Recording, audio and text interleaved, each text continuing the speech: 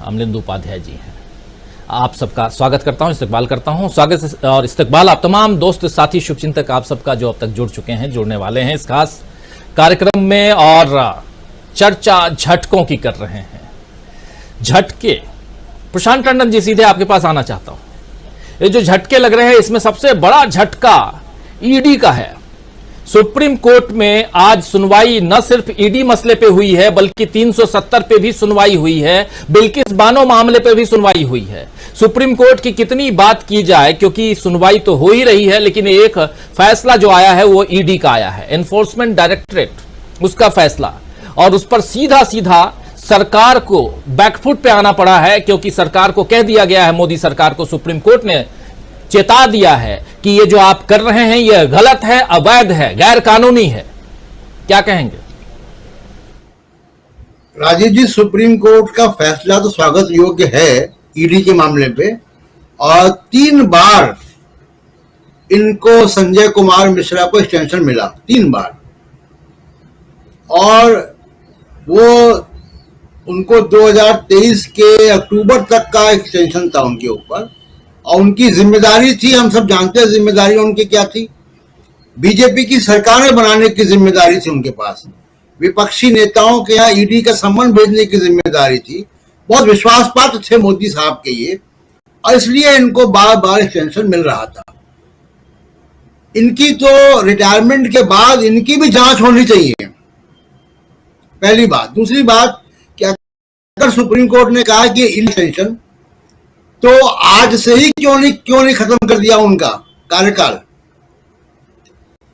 कोई गैर कानूनी काम है तो गैर कानूनी की कोई पोस्ट डेटेड चेक नहीं होता गैर कानूनी काम का, कि 30 तारीख को बुलाएंगे वो, तो अगले वो करीब 20 दिन वो रहेंगे, 19 दिन, वो 19 दिन में उनके ऊपर कोई निगरानी है सुप्रीम कोर्ट की कि वो क्या करेंगे क्या नहीं करेंगे, कौन सी फाइलें दबाएंगे, कौन सी चलाएंगे, क्या करेंगे? ईडी का डायरेक्टर बहुत ताकतवर चीज होता है, हम देख रहे हैं पिछले 2-3-4 साल से कि ईडी का डायरेक्टर कितना ताकतवर होता है।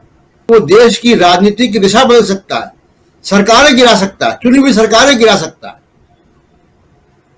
अब दूसरी बात यह कि राजीव जी, पूरी सरकार एक्सटेंशन पर है। सीबीआई डायरेक्टर भी नए सीबीआई डायरेक्टर बनने से पहले एक्सटेंशन पे थे, आईबी के डायरेक्टर नया बनने के पहले एक्सटेंशन पे थे, रॉ के डायरेक्टर नया बनने के पहले सामंत साहब को भी एक्सटेंशन मिले 2 बार, और अब आगे देखिए, फाइनेंस सेक्रेटरी, होम सेक्रेटरी, जितने भी हैं, आप देखिए कि जितने भी हैं वो सब एक्सटेंशन पे। कैबिनेट सेक्रेटरी राजीव गौबा 2019 से कैबिनेट सेक्रेटरी हैं, और ये अगस्त 2023 तक एक्सटेंशन पर हैं। गृह सचिव अजय भल्ला अक्टूबर 2024 तक एक्सटेंशन पर हैं। डिफेंस सेक्रेटरी गिरधर अरमने अक्टूबर 2024 तक एक्सटेंशन पर हैं। विदेश सचिव विनय क्वात्रा अप्रैल 2024 तक एक्सटेंशन पर है। तो यानी आपके जो प्रमुख ब्यूरोक्रेट है, सरकार पूरी एक्सटेंशन पर है। 2-2, 3-3 एक्सटेंशन मिल रहे हैं। आईबी, रॉ, सीबीआई, ईडी, गृह सचिव, defence secretary, home secretary, cabinet secretary, बचा क्या? अगर आपको नया टैलेंट ही नहीं मिल रहा है इतने बड़े ब्यूरोक्रेसी में, तो आप सरकार क्या चला रहे हैं? और आप देखिए कितने जो अच्छे ब्यूरोक्रेट हैं वो ज्वाइंट सेक्रेटरी से, अंडर सेक्रेटरी से रिटायर हो जाते हैं, क्योंकि 2019 से एक्सटेंशन पे कैबिनेट सेक्रेटरी साहब। कितने डिजर्विंग ऑफिसर रिटायर हो गए होंगे, कम से कम 5-6। तो ये बहुत ही खराब संदेश जा रहा है। ये ब्यूरोक्रेसी जिसको कहते हैं स्टील फ्रेम ऑफ इंडिया, ये जंग लगा हुआ स्टील फ्रेम है, और इनकी आवाज भी नहीं निकल रही है कि अपने आपके अगर हक मारे जा रहे हैं, आपको प्रमोशन नहीं मिल रहा है। दिल्ली पुलिस का कमिश्नर देखिए आप, दिल्ली पुलिस का कमिश्नर एजीएमयूटी कैडर से चुना जाता था हमेशा, एक अपवाद को छोड़ के अजय मिश्रा बन गए थे, अजय शर्मा या मिश्रा, मुझे नाम याद नहीं आ रहा, यूपी कैडर के थे। उसके बाद जी अजय शर्मा जी अजय शर्मा जी।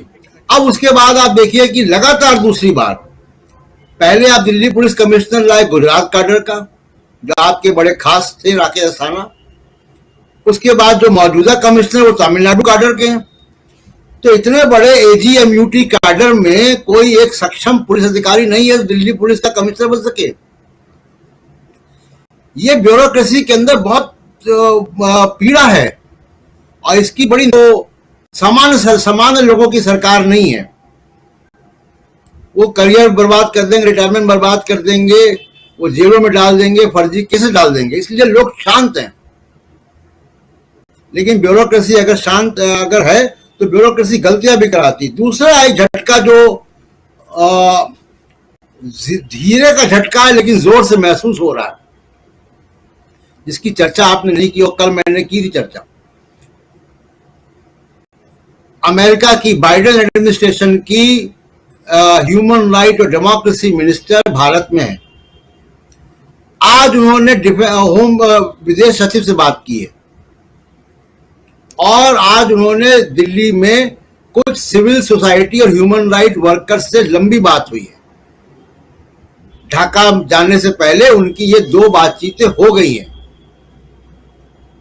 तो एक ये भी झटका है जो लग रहा है, जिसके बारे में कल मैंने चर्चा की थी कि बाइडेन एडमिनिस्ट्रेशन ने मोदी साहब की स्टेट विजिट के बाद जिस अधिकारी को या मंत्री को भारत भेजने का तय किया, वो डेमोक्रेसी और ह्यूमन राइट के मामले पर तय किया। वो उन्होंने कॉमर्स, बिजनेस, डिफेंस, स्ट्रेटेजी, इन सब मामलों पे नहीं भेजा। तो ये भी एक झटका है। और बाकी ब्रजभूषण शरण सिंह, दिल्ली पुलिस ने चार्जशीट कर दी, बड़ा एहसान किया, लेकिन वो आजाद क्यों है? इतने गंभीर आरोप अगर चार्जशीट में लगाए हैं और दिल्ली पुलिस ये कह रही है कि इनको जेल में होना चाहिए, तो वो जेल में क्यों नहीं है? अगर जेल में या जमानत की जो शर्तें होती हैं, उसमें एक प्रमुख शर्त ये होती है कि कोई व्यक्ति इतना प्रभावशाली ना हो कि जो इन्वेस्टिगेशन को या मुकदमे को या ट्रायल को प्रभावित कर सके। कोई मुझे बता दे, दर्शकों में जो हमारे विद्वान लोग बैठे हैं, कि क्या ब्रजभूषण शरण सिंह की ये हैसियत नहीं है कि वो केस को पढ़ेगा, वो गवाहों को डरा सकता है, धमका सकता है? तो वो जेल के बाहर क्यों है? वो सलाखों में क्यों नहीं है? ये महत्वपूर्ण बात है। दिल्ली पुलिस ने कोई एहसान नहीं किया चार्जशीट करके, उन्होंने अपनी कानूनी दायित्व को निभाया। लेकिन वो दूसरा कानूनी दायित्व ये भी है कि साक्ष्यों की, गवाहों की सुरक्षा। यह आदमी जिसके ऊपर इतने मुकदमे हैं, जो खुलेआम टीवी कैमरे में आके कहता है कानून बदलवा दूंगा, जो खुलेआम ये टीवी कैमरे में कहता है कि मैंने एक हत्या की है, गोली से मार दिया किसी को, ये बोलता है, तो ये व्यक्ति गवाहों को प्रभावित कैसे नहीं कर पाएगा? ये पुलिस को सोचना चाहिए। तो झटकों का सबसे बड़ा झटका तो राजीव जी ये है कि ये सरकार जो नैतिक आधार है शासन करने का, वो खो चुकी है। बहुत पहले खो चुकी है, लेकिन लगातार उस पे परतें जो है मोटी होती जा रही हैं। राजीव जी, परतें मोटी होती जा रही हैं, और आपके ही शब्दों में कहूं तो मौसम बदल रहा है और वो अब सामने आ रहा है। आना चाहता हूं प्रोफेसर अखिल स्वामी जी, क्या मौसम सचमुच बदल रहा है? स्वामी जी, देखिए, जो ये माननीय सुप्रीम कोर्ट ने निर्णय लिया है और 31 जुलाई तक ईडी साहब को, संजय मिश्रा जी को अनुमति दी है काम करने की, मैं इसका स्वागत करता हूं। मुझे लगता है उन्होंने ठीक किया है। मैं सिद्ध करता हूं कि कैसे उन्होंने ठीक किया है।